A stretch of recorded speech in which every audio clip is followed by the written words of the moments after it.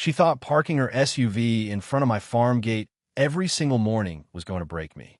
She thought I would just sit there, honking, begging, losing my mind while she sipped her coffee and watched from her window with a smirk. She was wrong, because on day 43, I didn't honk. I didn't call. I didn't even knock on her door.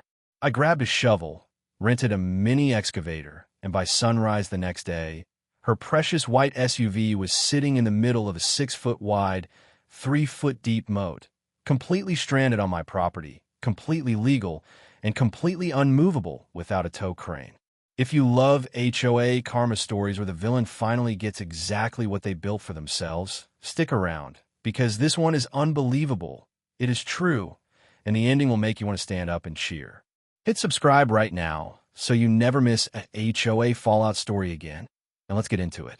My name doesn't matter for this story, but my farm does.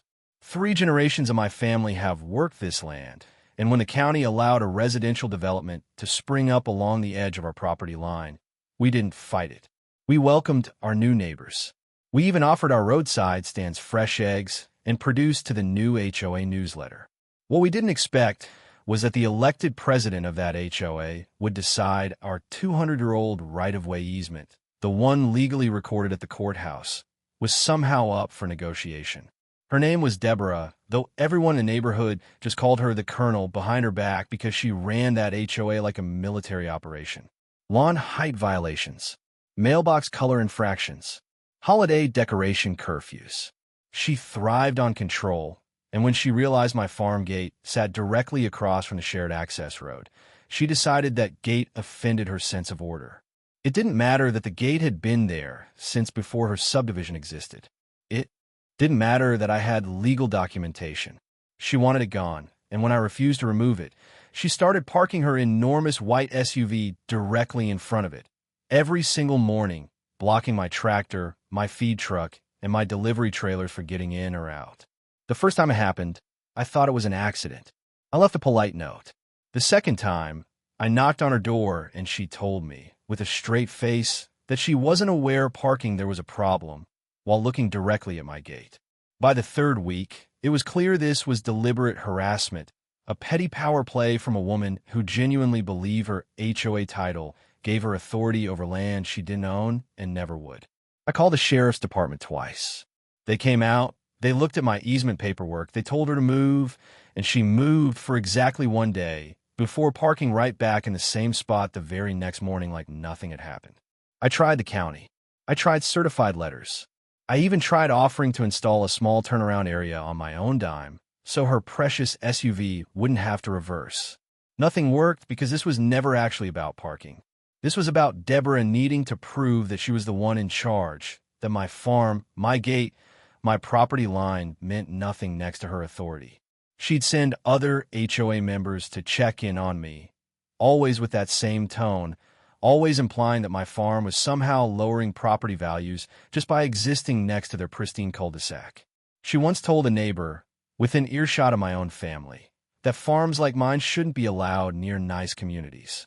That comment is the moment I stopped trying to be reasonable, because reasonable clearly wasn't working, and started planning something permanent. Here's the part where I need you to understand something important, because a lot of comments on these videos ask, wasn't this illegal? It wasn't, and that's exactly why it worked. My property line extends several feet past where her SUV had been parking, an area she assumed was neutral shoulder space belonging to the road, but it was actually mine, verified by the same surveyor who confirmed my original easement. That strip of land was mine to landscape however I wanted, drainage ditch included.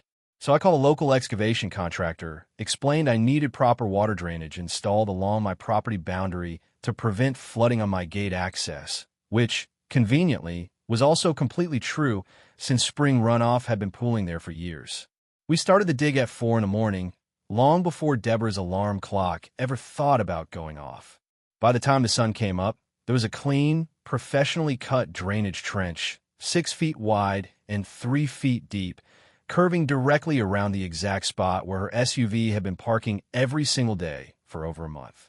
And parked smack in the middle of that spot, exactly where she'd left it the night before after another late HOA meeting, was her SUV, now completely surrounded on three sides by fresh trench, with only a narrow shoulder of grass keeping her from needing a tow truck with a crane attachment just to get it out. You should have seen her face. I have the doorbell camera footage, and I promise you, the channel will be posting the full video separately because it deserves its own spotlight. She marched out in her robe, coffee mug still in hand, screaming that I had trapped her vehicle, that this was attempted vandalism, and that she was calling the sheriff immediately. The same deputy who'd warned her twice before showed up, walked the property line with his own GPS unit, confirmed the trench was entirely on my land, confirmed it served a legitimate drainage purpose, and confirmed that her SUV was parked illegally on private property without permission, meaning technically she was the one trespassing, not me. The tow company took almost 2 hours to get a truck positioned correctly to lift her SUV out over the trench without damaging the vehicle or the drainage work. Word travels fast in a small community, and by that afternoon, half the subdivision had walked down just to see the MOAT, as everyone started calling it. Some neighbors were horrified by her. A lot more, it turned out, were quietly thrilled because Deborah had made enemies with her power trips long before she ever targeted my farm gate. Turns out I wasn't the only person she'd bullied, just the only one who'd finally fought back with a shovel and a survey map instead of another angry email. The HOA held an emergency meeting 2 weeks later. I wasn't invited, obviously, but I heard from 3 separate neighbors that Deborah tried to spin the story as me being a hostile, dangerous neighbor, right up until someone pulled up the deputy's incident report confirming the trench was legal on my land and that she had been parking illegally the entire time. She didn't survive that meeting as president. The vote to remove her happened right there, unanimous, with even her closest allies suddenly finding somewhere else to look. My gate has been clear every single morning since. No SUV, no power trips, just a quiet, easy drive out to check on my animals, exactly the way it should have been from day one. If there's one thing this whole ordeal taught me, it's that you don't need to scream, threaten, or break a single law to win against someone who thinks their little HOA title makes them untouchable. Sometimes all you need is a shovel, a survey map, and enough patience to let them dig their own hole while you're busy digging yours.